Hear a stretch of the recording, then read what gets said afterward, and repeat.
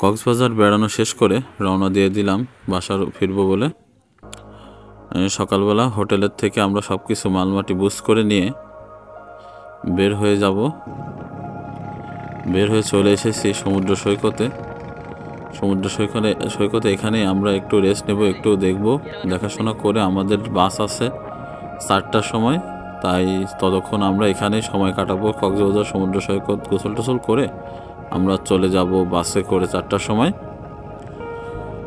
আপনাদেরকে জানাতে চাই কক্সবাজার থেকে কুষ্টিয়া কিংবা কক্সবাজার থেকে ঢাকা কোন বাসে গেলে আপনারা সুবিধা পাবেন কিংবা কিভাবে গেলে, অবশ্যই আমার ভিডিওটা ফলো করুন। কক্সবাজার থেকে ফিরতে হলে 3টা মাধ্যমে আপনারা ফিরতে পারবেন, যেমন ট্রেন, বাস এবং প্লেন। প্লেনের ভাড়াটা অনেক এক্সপেন্সিভ, তাই আপনারা যদি লো বাজেটে ঘুরতে চান প্লেনে তো আর ফিরতে গেলে অনেক খরচ পড়ে যাবে, তাই আপনাদের অপশন থাকবে ট্রেন এবং বাস। আর ট্রেনে যদি ফিরতে হয় আপনাদের আগের থেকে টিকিট অবশ্যই বুকিং করে রাখতে হবে, না হলে কক্সবাজার স্টেশন থেকে আপনারা কোনো ট্রেনের টিকিট পাবেন না। তাই আমাদের অপশন ছিল বাস। আমরা এখান থেকে সরাসরি কুষ্টিয়াতে যাব। আপনারা যারা ঢাকাতে যাবেন তারা অন্যান্য অপশন আছে। আমরা সরাসরি কুষ্টিয়াতে যাওয়ার জন্য শ্যামলী বাসটা এখান থেকে ডাইরেক্ট চলে যায়, এই কারণে আমরা শ্যামলী বাসটাকেই চয়েস করেছি। কারণ এখানে অনেক বেড়ানোর পরে, অনেক ঘোরাঘুরি করার পরে আমাদের আর বাস চেঞ্জ করার মতো মন মানসিকতা নাই। সরাসরি আমরা কুষ্টিয়ার বাসে শ্যামলীটাই যাইতেছিল, তাই এটাতে উঠেছি। ভাড়া 1500 টাকা দিয়ে সরাসরি কক্সবাজার থেকে কুষ্টিয়া। চলতে চলতে রাস্তার দুপাশে চট্টগ্রাম কিংবা কক্সবাজারের মাঝামাঝি যে রাস্তাগুলো আছে, অনেক ছোট ছোট টিলা এবং পাহাড়, মনোমুগ্ধকর পরিবেশ দেখতে দেখতে আপনারা অবশ্যই ফিরতে পারবেন। কখন সময় চলে যাবে টের পাবেন না।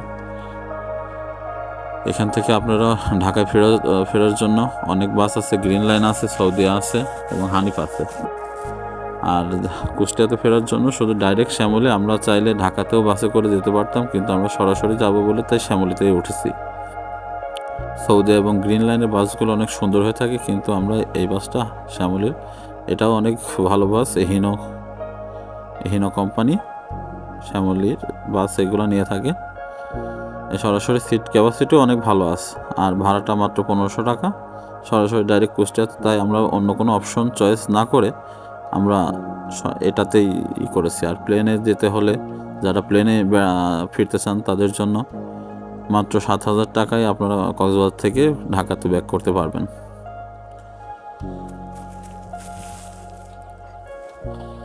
চলতে চলতে আমরা রাতের খাবার খাওয়ার জন্য ব্রেক দিয়েছি আমাদের কুমিল্লাতে।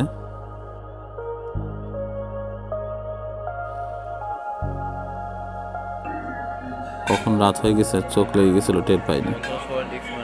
এখানে কুমিল্লাতে ওখানে অনেক বড় একটা রেস্টুরেন্টে খাওয়া দাওয়া শেষ করার পরে আমরা এখান থেকে আবার বাসে উঠে একবার সরাসরি কুষ্টিয়াতে গিয়ে থামবে বাস। ঢাকাতে থামবে, কিন্তু